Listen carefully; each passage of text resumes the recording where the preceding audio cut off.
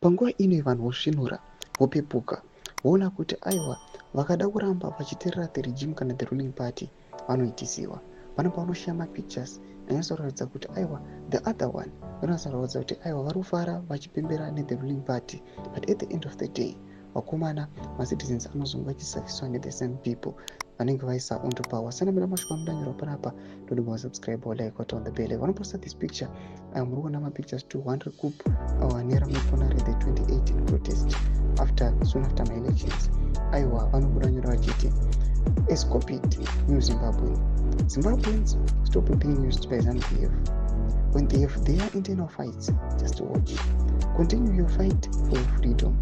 These pictures were taken barely 2 years apart.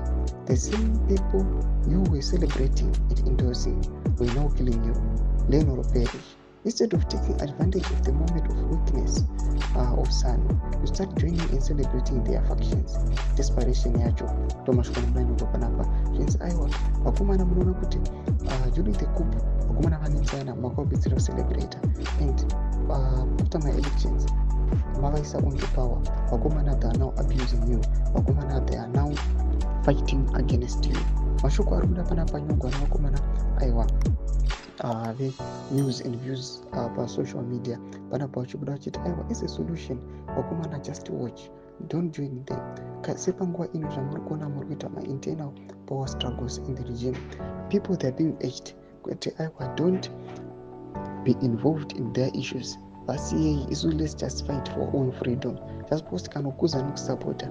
At the end of the day aiwa the effect inotsuka kwatiri vakuti abuser again. Tudze mafungiro enyu matudi pamusoro pechitiko ichi. Pinda comment section menu, subscribe or like, turn on the bell icon.